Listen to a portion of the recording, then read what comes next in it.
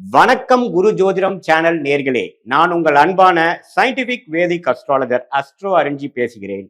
நல்லது நினைப்போம், நல்லதே நடக்கும். தொடர்ந்து நம்மளுடைய வீடியோஸ் எல்லாம் பார்த்துட்டு இருப்பீங்க நம்புறேன். அறிவியல் சார்ந்த ஜோதிட கருத்துக்கள் சயின்டிபிக் வேதிக் அஸ்ட்ராலஜி முறையில எந்த விதத்திலும் மிகைப்படுத்தாமல் உள்ளது உள்ளவாறு பார்த்து கொண்டிருக்கிறோம். அந்த அடிப்படையில பாத்தீங்கன்னா இந்த வீடியோல கடக லக்னம் கடக ராசியில பிறந்தவங்களாக நீங்க உங்களுக்கு எந்தெந்த கிரகம் உங்களுக்கு நன்மை பயக்கக்கூடிய கிரகமாகவும் எந்தெந்த கிரகம் தீய கர்மாவை கொடுக்கக்கூடிய கிரகமாகவும் வரப்போகுதுங்கிறது கொஞ்சம் டீட்டெயில்டாக எந்த விதத்திலும் மிகைப்படுத்தாமல் பரிகாரங்கள் அது மாதிரி விஷயத்துக்கு போடாமல் உள்ளது உள்ளவாறு நம்ம பார்க்க போறோம். அதுக்கு முன்னாடி ஃபர்ஸ்ட் டைம் நம்ம சேனலுக்கு வரவங்க மறக்காம சப்ஸ்கிரைப் பண்ணுங்க. உங்களுக்கு பிடித்த வீடியோஸ் ஃப்ரெண்ட்ஸ் அண்ட் ஃபேமிலிஸ்க்கு ஷேர் பண்ணுங்க.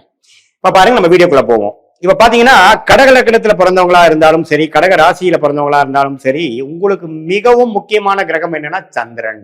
அவர்தான் உங்களோட உடல், உள்ளம், மனசு, உங்களுடைய செயல்திறன், நேச்சுரல் டெண்டன்சி என்று சொல்லப்படுகிற உங்களுடைய பர்சனாலிட்டியை ரூல் பண்ணக்கூடிய ஒரு கிரகமாக கடக லக்னத்தோட அதிபதியாகிய கடக ராசியோட அதிபதியாகிய சந்திரன் வருகிறார். அவர் எந்த அளவுக்கு திருட்பலம் பெறுகிறார், ஒளி பெறுகிறார். பௌர்ணமிக்கு அருகில் இருக்கிறப்ப பிறந்திருக்கீங்களா, அமாவாசைக்கு அருகில் இருக்க பிறந்திருக்கீங்களா, அமாவாசைக்கு அருகில் இருந்தாலும் அந்த அமாவாசை தோஷத்தை நீக்குவதற்காக குரு பார்வை பெறுகிறதா, குருவோட சேர்ந்திருக்குதா, சுக்கிரன் பார்வை பெறுகிறதா, சுக்கிரனோட சேர்ந்திருக்குதா, சுபர்களின் தாக்கம் இருக்கும் பொழுது ஒரு திருட்பலம் பெற்று நல்ல ஒரு வாழ்க்கை வாழ்வதற்கும் சனி செவ்வாய் ராகு கேதுங்கிற பாவகிரகத்தோட சேர்க்கையிலேயோ பார்வையிலேயோ இருக்கும் பொழுது கொஞ்சம் ஜாதகரை டிஸ்டர்ப் ஆகி ஒரு மாதிரியான ஒரு அது கொஞ்சம் டீட்டெயிலா பாக்குறப்பதான் எத்தகைய ஒரு வாழ்க்கைங்கிறது தெரியும். சோ அது மாதிரி ஒரு வாழ்க்கையை வாழ போறாருங்கிறதும் நம்ம புரிஞ்சுக்கிறோம். சோ ஒரு திருட்பலம் பெறும் பொழுது, சுபகிரகத்தின் தாக்கம் இருக்கும் பொழுது அற்புதமான ஒரு யோகமான வாழ்க்கையும், ஒரு சனி செவ்வாய் ராகு கேது பெறும் பொழுது வாழ்க்கையில சில விஷயங்கள் பாதிப்புள்ளாகிறது. அது என்ன சில விஷயங்கள்ங்கிறது டீட்டெயிலா போய் நம்ம அந்த எந்த கிரகம் பாதிக்கப்பட்டிருக்கு, அந்த கிரகத்தின் ஆதிபத்தியம் என்ன, எத்தனை டிகிரி சேர்ந்திருக்கு, அந்த கிரகம் எத்தகைய ஒரு தன்மை வாய்ந்ததுங்கிறத பொறுத்து நம்ம பார்ப்போம். சோ சந்திரனுங்கிறது மிகவும் முக்கியமான ஒரு கிரகமாக தெரிந்து கொள்கிறோம். கடகலக்கணம் கடகராசிக்காரர்களுக்கு ஓரளவுக்கு ஒளி இருக்கும் பொழுது நல்ல வாழ்க்கையும், ஒளி குன்றி இருக்கும் பொழுதும், ஒளி இல்லாத கிரகமாகிய பாவ கிரகமாகிய சனி செவ்வாய் ராகு இருக்கும் போதும் பாவத்துவம் அடைந்து பாவக்கர்மாவை கழிப்பதற்காக இந்த வாழ்க்கையில சில நேரங்கள் நம்ம செலவிட வேண்டும். இந்த ஜென்மத்தில் சில நாட்கள், சில ஆண்டுகள், சில மாதங்கள் செலவிட வேண்டி இருக்கும் அப்படிங்கிற கர்ம பலனை நம்ம தெரிந்து கொள்கிறோம். அடுத்தபடியாக மிகவும் முக்கியமான ஒரு கிரகம், யோகத்தை கொடுக்கக்கூடிய கிரகம், வரவேண்டிய தசையான கிரகங்கள் செவ்வாய் குரு. செவ்வாய் ராஜயோக அதிபதியாக வருகிறார். எப்பவுமே ஒரு லக்ன ராசிக்கு 5ஆம் வீட்டு அதிபதி 9ஆம் வீட்டு அதிபதி தான் ராஜயோகத்தை கொடுக்கக்கூடிய ஒரு கிரகமாக வருகிறார்கள். 5ஆம் வீட்டு அதிபதி வராத பட்சத்தில் பாத்தீங்கன்னா அந்த செவ்வாய் பாத்தீங்கன்னா சந்திரனோட நட்பு கிரகமாகவும், குருவும் பாத்தீங்கன்னா சந்திரனுக்கு நட்பு கிரகமாகவும் தான் வரும். அதுதான் இந்திய வேத ஜோதியோட அடிப்படை. யார் உங்களுக்கு நன்மை பயக்கக்கூடிய கிரகமாக வருகிறாரோ அந்த கிரகம் உங்களுடைய லக்னாதிபதி ராசி அதிபதிக்கு நண்பராக வருவார். அதுதான் அடிப்படை. அப்ப நண்பர் தானே உங்களுக்கு உதவ முடியும் இல்லையா? சோ அப்படி இருக்கும் பொழுது செவ்வாய் மிகவும் நன்றாக இருந்து திருக்பலம் பெற்று அதெல்லாம் என்ன பலங்கிறது ஒரு டீட்டெயிலா இன்னொரு வீடியோல பார்க்கலாம். நல்ல அமைப்புல இருக்கும் பொழுது நல்ல ஒரு கர்மாவை வாழ்க்கையில வெற்றி பெறக்கூடிய அமைப்பு, குழந்தைகளால மேன்மை, தொழில் மேன்மை, புகழ், எல்லாத்துலயுமே ஜெயிக்கக்கூடிய அமைப்பு.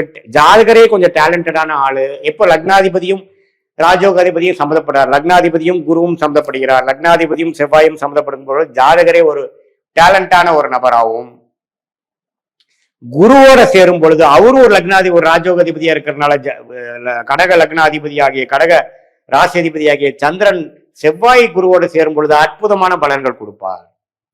அதே சமயத்துல செவ்வாய் சனியோட சேர்ந்து ராகுவோட சேரும் பொழுது நான் சொன்ன பலன்கள் குறையும். நிறைய வாய்ப்புகள் இருந்து நான் அதை யூஸ் பண்ண முடியல, கைக்கு வந்தது வாய்க்கு வரவில்லை அப்படிங்கிற மாதிரி ஒரு தாக்கத்தை கொடுக்கக்கூடிய ஒரு கர்ம வினைகள் உங்கள் வாழ்க்கையில் செயல்பட நீங்கள் பார்ப்பீர்கள், குறிப்பாக அந்த செவ்வாய் திசையில. அதே சமயத்துல குரு நீச்சமா போயிட்டார், ராகுவோட ஒரு 5 டிகிரிக்குள்ள போயிட்டார், சனியோட சேர்ந்து விட்டார் அப்படிங்கிற மாதிரி ஒரு இக்கட்டான ஒரு சூழ்நிலை இருக்கும் பொழுது, இருக்கக்கூடாத இடத்துல இருக்கும் பொழுது என்னதான் ராஜயோக திசை நடந்தாலும் சில விஷயங்கள் எங்களுக்கு திருப்தியாக இல்லை, சில வாழ்க்கையில சில செட்பேக்ஸ் நான் ஃபேஸ் பண்ண வேண்டியதா போச்சு அப்படிங்கிற மாதிரி ஒரு அமைப்பு கொடுக்கக்கூடிய அமைப்பு இருக்கு. ஸோ அதே ஒரு நல்ல மேன்மையாக 9ஆம் வீடுங்கிற பாகிஸ்தானத்துக்குள்ள கனெக்ட் ஆகும் பொழுது, 5ஆம் வீட்டுல கனெக்ட் ஆகும் போது ஆட்சி உச்சம் பெற்று நட்பு வீட்டுக்கு குறையாமல் இருக்கும் பொழுது அற்புதமான பலன்களை இந்த செவ்வாய் திசையும் குரு திசையும் கொடுப்பார் கடகலக்ன கடகராசிக்காரருக்கு நீங்க தெரிஞ்சு கொள்ள வேண்டும். இதுதான் ஒரு மிக முக்கியமான ஒரு 3 கிரகங்கள், சந்திரன், குரு, செவ்வாய். கடகலக்கணத்துக்கு மிகவும் சுமாரான பாவக்கர்மாவை கொடுக்கக்கூடிய கிரகமாக சனி வருகிறார். சனிதான் 6ஆம் வீட்டு 7ஆம் வீட்டுக்கும் 8ஆம் வீட்டுக்கும் வருவதனால அட்டமாதிபதியாக வரனால் சனி திசை நடக்கும் பொழுது கேர்ஃபுல்லாக இருக்கணும். சனி ஓரளவுக்கு திருப்பலம் பெற்று சுபர்களின் தாக்கம் இருக்கும் பொழுது ஓரளவுக்கு பரவாயில்லைங்கிற மாதிரி இருக்குமே ஒழிய, சனி ராகு செவ்வாயோட ஒரு க்ளோஸ் காம்பினேஷன் இருக்கும் பொழுது, பார்வையில் இருக்கும் பொழுது ஒரு பாவத்துவமான ஒரு பிரச்சனைகளும், வாழ்வாதாரமே கொஞ்சம் கெடுற மாதிரியும், திருமண விஷயங்கள், குழந்தை விஷயங்கள், ஆயுசு விஷயங்கள், ஆயுசுக்கு ஒப்பான கண்டங்கள், அது மாதிரி விஷயங்கள்லாம் கொடுக்கறதுக்கு வாய்ப்புகள் இருக்கு. அது மாதிரி ஒரு பாவக்கருமாலதான் நம்ம பிறந்திருக்கோம். குறிப்பா சனி திசையில கண்ணுக்கு எதிராக அது மாதிரி பார்க்க வேண்டியது வந்துடும் அப்படிங்கறது நம்ம தெரிஞ்சுக்கிறோம். ஸோ உங்களுடைய கடகலக்கணம் கடகராசிக்காரர்களுக்கு சனி எங்க இருக்கிறாருங்கிறது நம்ம முக்கியம். சனி திசை எப்போ நடக்க போகுதுங்கிறது முக்கியம். சனி புக்திகள்லாம் நீங்க கேர்ஃபுல்லா பார்க்கணும். எது மாதிரி தாக்கத்தில் இருக்கார்? குரு சுக்கிரன்கிற சுபகிரகத்தின் தாக்கத்தில் இருக்கிறாரா, ராகு செவ்வாய்ங்கிற பாவகிரகத்தின் தாக்கத்தில் இருக்காரான்னு பார்த்து தெரிஞ்சுக்கணும். இதுதான் ஓவராலான ஒரு அமைப்பு. சரி, இதை தவிர்த்து ஒரு நியூட்ரலான அமைப்பு இருக்கக்கூடிய கிரகம் ஆகிய 2ஆம் வீட்டு தனஸ்தானாதிபதி ஆகிய சூரியன் எப்படி இருக்காருன்னு நீங்க பாத்துக்கணும். சூரியன் நல்ல இடத்துல இருக்கும் பொழுது நல்ல ஒரு லாபங்கள் கொடுக்கக்கூடிய அமைப்பு. சூரியனே 11ஆம் இடத்துல இருக்கிறார், ரிஷபத்தில் இருக்கிறார், அற்புதம். சூரியன் 10ஆம் இடத்துல இருக்கிறார், அற்புதம். ஆனா சூரியன் 4ஆம் இடத்துல ரீச்சமா போயிருக்கிறார், கொஞ்சம் கேர்ஃபுல்லா இருக்கணும். ஏன்னா அந்த ஸ்தான பலம் குறைஞ்சாலும் சரி, திக்பலம்ங்கிற விஷயங்களுக்கு இல்லைனாலும் சரி, நிஷ்பலம் பெற்றாலும் சரி, அதே சமயத்துல பாவத்துவம், திக்பலமே இல்லாமல் பாவத்துவம் சூரியன் சனியோட சேரும் பொழுது பாவமான ஒரு கர்மா. அப்பா விஷயங்கள் சரியில்லை, அரசு விஷயங்கள் சரியில்லை, எலக்ட்ரிக்கல் விஷயங்கள் சரியில்லை, கொஞ்சம் ஜாதகர் சூரிய திசையில டிஸ்டர்ப் ஆவார் என்ற விஷயத்தை நீங்கள் புரிந்து கொள்ள வேண்டும். இதுதான் பாத்தீங்கன்னா சூரியனோட விஷயங்கள். சோ மத்தபடி பாத்தீங்கன்னா ஓரளவுக்கு நியூட்ரலா வரக்கூடிய கிரகம் பாத்தீங்கன்னா புதன். கடகலக்கணத்துக்கு புதன் பெரிய ஒரு நன்மை கொடுக்கக்கூடிய கிரகம் கிடையாது. ஏன்னா சந்திரன் என்னதான் புதனுக்கு பிடிக்கிற கிரகமாக இருந்தாலும் புதனுக்கு சந்திரன் பிடிக்காது. அப்படிங்கிறப்ப புதன் திசை மிகவும் சுமாரான ஒரு பலனை தான் கொடுப்பார். இதுல பாதகாதிபதியாக வரார் யாருன்னு பாத்தீங்கன்னா சுக்கிரன். சுக்கிரனுக்கு சந்திரனுக்கும் அவ்வளவு ஒன்றும் நட்பு நிலைகள் இல்லாமல் பட்சத்தில் சரராசிக்கு பாதகாதிபதியாக 11ஆம் வீட்டு அதிபதியாக வரனாலும் சுக்கிரனே 11ஆம் இடத்துல இருக்கும்போது பாதகத்தை கொடுத்து விடுவார். பாதக வீட்டுக்கு கனெக்ட் ஆகாம இருக்கிறது சுக்கிரனுக்கு நல்லது. அதிக திருட்பலம் பெறும்பொழுது அந்த பாதகத்தை வேலை செய்து விடுவார். அதுவுமே ஒரு இக்கட்டான ஒரு கர்ம வினையை கொடுத்து விடுவார் என்பதை நீங்கள் தெரிந்து கொள்ள வேண்டும். அதே ஒரு சனி செவ்வாய் தாக்கத்தில் இருக்குது, ஒரு ராகுவோட சேர்ந்து இருக்குன்னா அந்த பாதகத்தை செய்ய முடியாத அளவில் இருக்கிறாருங்கிறது நம்ம தெரிஞ்சுக்கணும்.